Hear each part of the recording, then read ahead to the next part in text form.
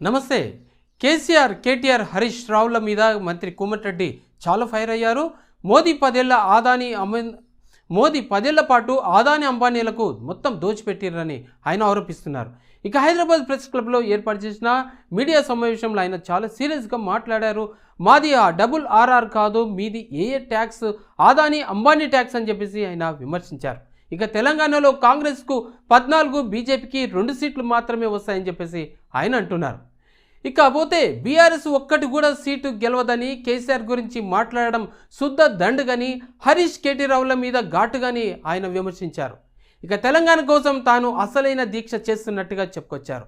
చావు దగ్గర స్టేజీలో ఉన్నప్పుడే ఆసుపత్రికి తీసుకెళ్లినారని ఆయన చెప్తున్నారు. మరి అసలైన తెలంగాణ వాది నేనేనని చెప్పేసి అంటున్నారు. తెలంగాణ వస్తే చాలు, తనకు ఏ పదవి కూడా అవసరం లేదని ఆయన నాడు అన్న మాటల్ని గుర్తు చేసుకుంటున్నారు. తనకు మంత్రి పదవి ఒక తృణప్రాయంతో అని చెప్పేసి అందుకే త్యాగం చేశానని, అయితే కేసీఆర్ దొంగ నాటకం ఆడి ఉద్యమంలో ప్రజలకి తీవ్ర అన్యాయం చేశారని చెప్పేసి కేటీఆర్ అండ్ కేసీఆర్ల మీద ఆయన చాలా ఘాటుగానే విమర్శించినటువంటి మాటలు. ఇక హైదరాబాద్తో కూడిన తెలంగాణను ఇచ్చిన వ్యక్తి సోనియా గాంధీ మాత్రమే అంటున్నారు. అందుకే పార్లమెంట్ ఎన్నికల్లో కాంగ్రెస్ని గెలిపించడమని ఆయన కోరుతున్నటువంటి మాటలు. కేసీఆర్ ఎప్పుడూ తెలంగాణ కోసం ఉద్యమం చేయలేదని చాలా హాస్యాస్పదంగా ఉంది ఆయన మాటలు. కొండ లక్ష్మణ్ బాబూజీ గురించి ఆయనను స్ఫూర్తిగా తీసుకొని ఆయన ఉద్యమంలో చాలా కృషి చేసినట్టుగా, కీలకంగా పాల్గొన్నట్టుగా ఆయన చెప్తున్నటువంటి మాటలు.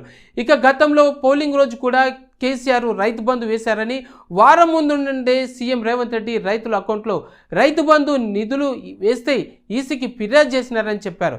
ఇక ఇచ్చిన మాట ప్రకారం రుణమాఫీ చేసి తీరుతామని, అన్ని రాష్ట్రాల్లో అమలు చేసే దిశగా ముందుకు వెళ్లేందుకు కాంగ్రెస్ పార్టీ సిద్ధంగా ఉన్నట్టుగా ఆయన చెప్పుకొచ్చారు.